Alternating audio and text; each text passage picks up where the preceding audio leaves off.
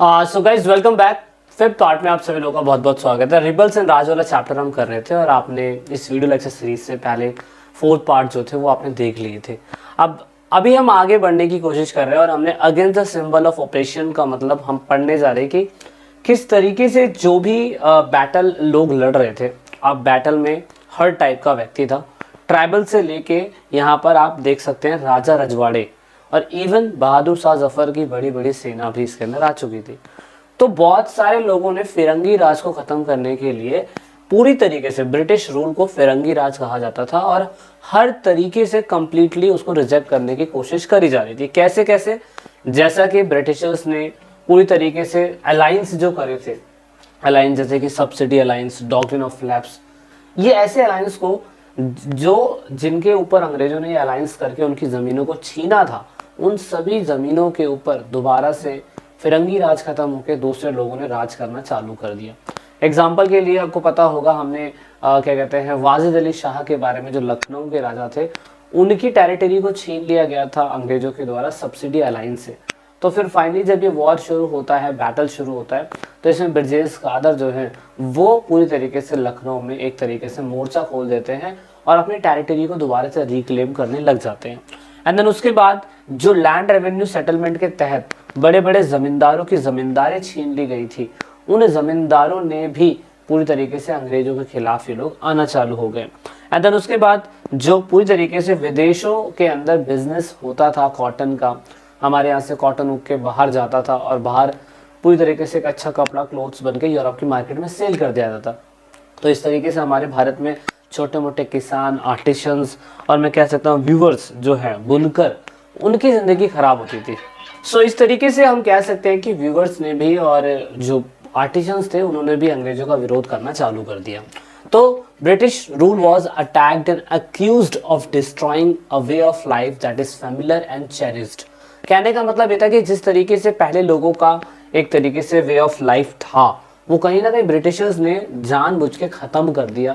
उनके लाइफ में 1820 के बाद इन्वॉल्व होना, जैसे विडो रीमैरिज सिस्टम कर दिया, सती प्रथा को ख़त्म कर दिया, बहुत सारी जानबूझ के इंग्लिश एजुकेशन एक्ट लेके आए ये लोग, और इनका पूरी तरीके से धर्म बदलने के लिए इन लोगों ने जानबूझ के सूअर की चर्बी और गाय की हड्डी का इस्तेमाल जो है वो करना चालू कर दिया। तो इस तरीके से जितने भी रिबेलियंस पीपल थे वो चाहते थे कि हमारा प्रीवियस लाइफ वाला सिस्टम जो है वो शुरुआत हो जाए, और इसीलिए ये सारे लोग एक साथ आ गए। सो इसीलिए अब इन्होंने कहा कि ठीक है, जो रिवाइव होगा या जो सिस्टम दोबारा से लाया जाएगा, उस सिस्टम के अंदर आप लोग ये देखेंगे कि इन्हें ऑल्टरनेटिव सेंटर तो ढूंढना पड़ेगा ना। अगर अंग्रेजी सरकार जाएगी तो फिर राज कौन करेगा पूरे के पूरे भारत के ऊपर। तो इस तरीके से ब्रिटिश रूल जो है ख़त्म हुआ और ये कहा गया कि उसके पैरेलल में हम दिल्ली के अंदर, लखनऊ में और कानपुर में, वो सारी जगहों पे दोबारा से सेंटर्स बनाएंगे ताकि राजा के शासन को दोबारा से स्टैब्लिश किया जा सके। लेकिन खुद बहादुर शाह जफर उस तरीके के इतने, मैं कह सकता हूँ कि पावरफुल नहीं थे कि उस सिस्टम को दोबारा से मेंटेन कर पाए। सो दैट इज़ वाई इन्होंने क्या करा, जो भी शासन व्यवस्था अंग्रेजों को ख़त्म करने के बाद या उनके साथ साथ बनाने की कोशिश करी जा रही थी, वो पूरी तरीके से कामयाब साबित नहीं हुई थी।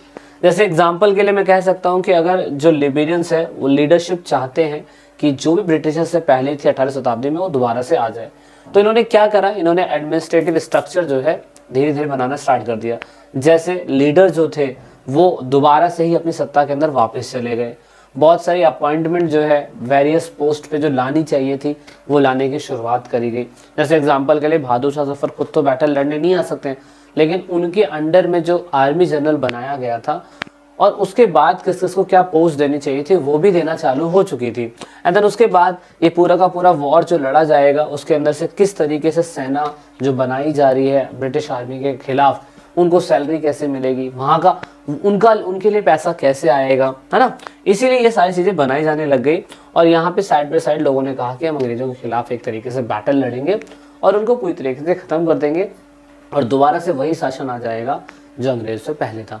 लेकिन अंग्रेज की आर्मी ना, अगर आप देखो तो अंग्रेज एक कंपनी है, वो ऑर्गेनाइज और वेल स्ट्रक्चर तरीके से है और वो बिल्कुल प्रॉपर तरीके से काम कर रही है। यहाँ पर बहादुर शाह जफर खुद ही क्या कहते हैं, ये बूढ़े राजा हैं, आर्मी बनाई जा रही है दोबारा से।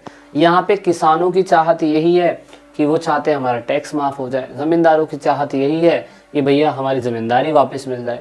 रानी जिनके रियासतें छीन गई है उनकी चाहत यही है कि उनको उनकी रियासतें मिल जाए। ट्राइबल्स लोगों की चाहत यही है कि उनको जंगलों में घुसने की परमिशन दे दी जाए।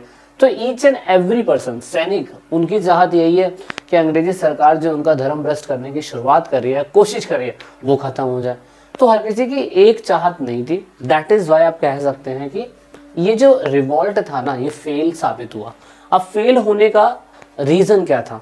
सिंपल सी बात है, ब्रिटिशर्स ने लॉ पास करने चालू करे। अगेन मैंने कहा, कंपनी कोई भी काम गुस्से में आगे नहीं करेगी।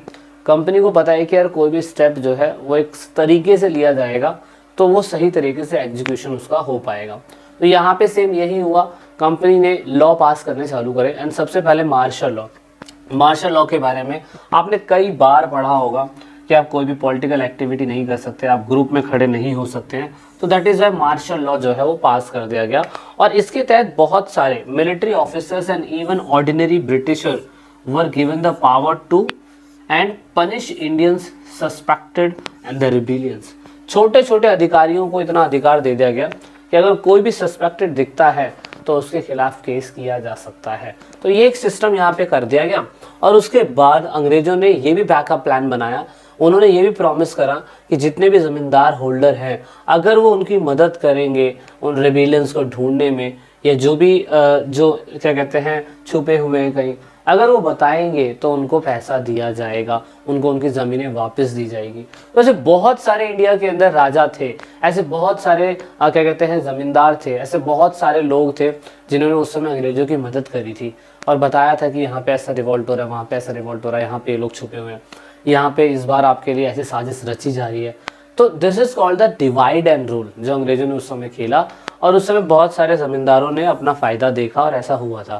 सो दैट इज वाई फाइनली एक दिन आता है, वो दिन है 20 सितंबर 1857।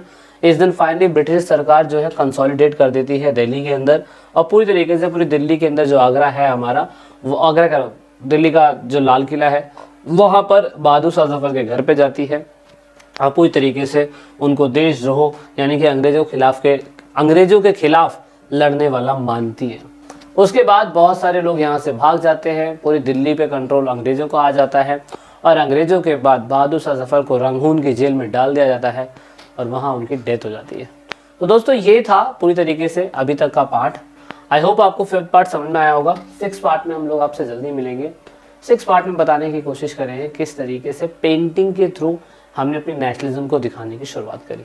सो मिलते हैं नेक्स्ट क्लास में। जय हिंद, जय भारत, वंदे मातरम, भारत माता की।